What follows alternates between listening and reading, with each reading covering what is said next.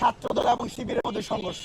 ছাত্র শিবির ছাত্রলীগের মতো, ছাত্রলীগ যেমন জয় বাংলা বলে আমাদের উপরে হামলা করতো, একই কাদায় আল্লাহু আকবার বলে ছাত্র শিবির ছাত্রদের উপরে হামলা করছে। পাশেই পুলিশ না খেয়ে তেল দিয়ে ঘুমাচ্ছে। এই যে সংঘর্ষ হচ্ছে, কোথাও আমরা প্রশাসনিক কোনো হস্তক্ষেপ দেখতে পাচ্ছি না।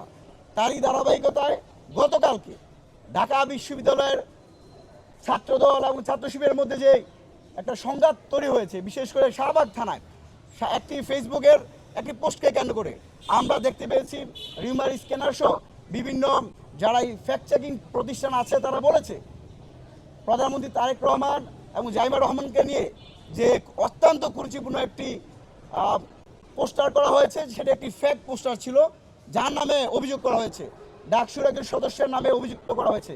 এটা ফেক হতে পারে, সদস্য প্রার্থী যে ছিল তার বিরুদ্ধে, কিন্তু এখানে আপনার মনে রাখতে হবে একজন কিন্তু এটা পোস্ট করেছে এবং তার প্রোফাইলে আমাদের সহযোদ্ধা শহীদ ওসমান হাদির ছবি দেওয়া আছে। এই যে শহীদ ওসমান হাদির ছবি দিয়ে একজন আরেকজনকে নোংরা ভাষায় কটাক্ষ করা, বাবা এবং মেয়ের সাথে কুরুচিপূর্ণ একটা সম্পর্ক স্থাপন করা, এর মধ্য দিয়ে একটা সংঘাতপূর্ণ রাজনৈতিক প্রেক্ষাপট তৈরি হয়। আমরা গতকালকে শাহবাগ থানায় ডাকসুর যে দুজন ডাকসুর সম্পাদক, সমাজসেবা সম্পাদক এবং সাহিত্য সম্পাদকের উপর যে মব হয়েছে, আমরা তার নিন্দা জানাচ্ছি। পাশাপাশি ঢাকা বিশ্ববিদ্যালয় সাংবাদিক সমিতির সভাপতি, সাধারণ সম্পাদক সহ কর্মরত 10 জন সাংবাদিক উপর যেই হামলা হয়েছে, আমরা তার তীব্র প্রতিবাদ জানাচ্ছি। আমাদেরকে ভুলে গেলে চলবে না, এই অভ্যুত্থানের সময় যখন শিক্ষার্থীদের উপর ছাত্রলীগ স্টিমুলার চালিয়েছে, তখন কিন্তু এই অভ্যুত্থানের পক্ষে আমাদের সাংবাদিক বন্ধুরা ডাল হয়ে দাঁড়িয়েছিল। বলা হয় চট্টগ্রাম সিটি কলেজে আবার ফিরে যেতে হয়, সেখানে লেখা ছাত্র রাজনীতি মুক্ত ক্যাম্পাস চাই। আমরা কি ছাত্র রাজনীতি মুক্ত ক্যাম্পাস চাই? আমরা ছাত্রলীগের সন্ত্রাসী কার্যকলাপের যে রাজনীতি ছিল সেই রাজনীতির কবর রচনা করতে চাই।